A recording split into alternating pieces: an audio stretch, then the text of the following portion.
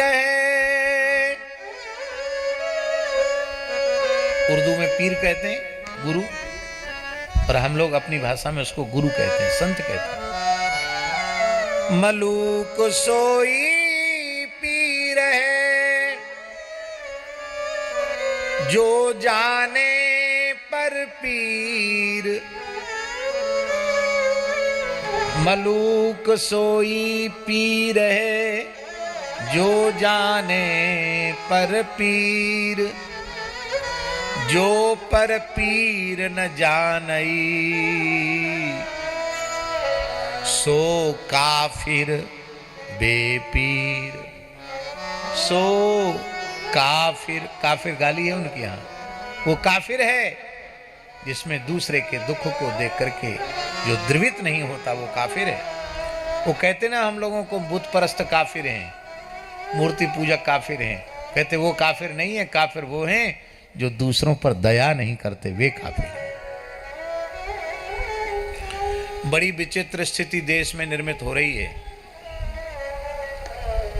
चिकित्सक को भगवान का रूप मान करके चिकित्सक पर विश्वास किया जाता है।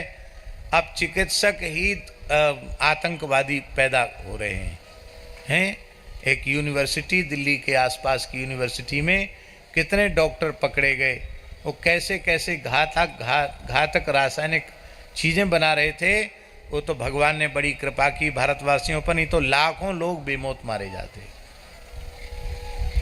इस घटना को देख के तो महाराज जी कई बार ऐसे लगता है कि अब हिंदुओं को निश्चय करना पड़ेगा कि हम किसी भी अपने हिंदू भाई से अतिरिक्त जो है उस किसी भी व्यक्ति के साथ हम कोई व्यवहार नहीं रखेंगे। हिंदू का मतलब क्या है, बहुत ध्यान से सुने। हिंदू का मतलब है हिंदू, सिख, जैन और बौद्ध, ये चारों हिंदू ही। सिख, जैन, बौद्ध, ये सिख तो वस्तुता सिख तो अलग से कोई थे ही नहीं। सिख माने संस्कृत में शिष्य कहते हैं, पंजाबी भाषा में शिष्य को सिख कहते। गुरु के समर्पित शिष्य, उनको सिख कह दिया गया। और पुरानी परंपरा रही है, प्रत्येक हिंदू परिवार का एक लड़का वो सिक्खी के लिए दिया जाता था कि वो सैनिक बने और राष्ट्र और धर्म की रक्षा के लिए अपने प्राणों को हथेली पर लेकर के बलिदान के लिए प्रस्तुत रहे।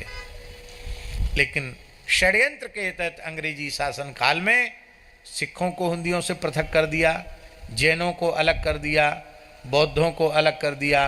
अब दुर्भाग्य से कुछ बौद्ध, कुछ जैन, सिख भी अपने को अलग मानने लग गए हैं। मेरी प्रार्थना है आप अलग अलग रहेंगे तो शक्ति हिंदुओं की घटेगी। इसलिए आज भी पूरे विश्व का हिंदू, सिख, जैन और बौद्ध ये चारों एकजुट हो जाएं, संगठित हो जाएं, तो दुनिया में कोई माई का लाल पैदा नहीं जो हिंदू धर्म की ओर टेढ़ी नजर से देख सके। कोई नहीं देख सकता है, किसी का साहस नहीं है। सारी धरती पर हमारा साम्राज्य होगा। ये दुख की बात है। तो हम हिंदू हैं, हमने बता दिया ना, ये हिंदू का व्यापक स्वरूप। इतने लोगों से ही हम व्यवहार करेंगे, इनकी दुकान से खरीदेंगे, इनसे ही इलाज कराएंगे, इनसे ही लाइट का काम या जो कुछ भी काम है इसी से कराएंगे, नहीं तो नहीं कराएंगे। हमें एक घटना याद आती है, आप लोग अन्यथा न मानेंगे।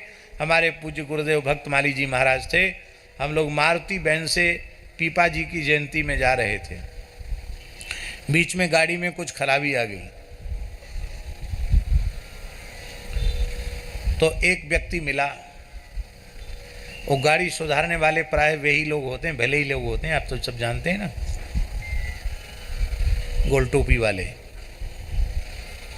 भले ही लोग थे वो सब। तो उन्होंने हाँ हाँ बाबा, बिल्कुल बाबा साहब, अभी तुरंत आपकी गाड़ी ठीक कर देते।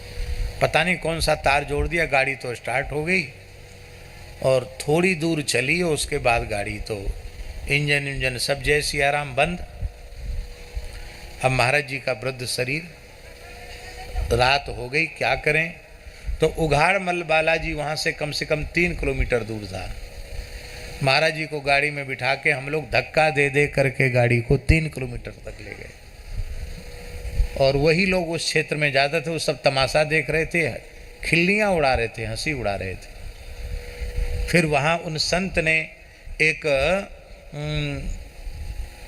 मिस्त्री को, जो हिंदू मिस्त्री था, उसको बुला करके, गंगापुर सिटी की बात है, उसको बुला करके दिखाया। तो उसने कहा महाराज जी बड़े चमत्कार की घटना घट गई।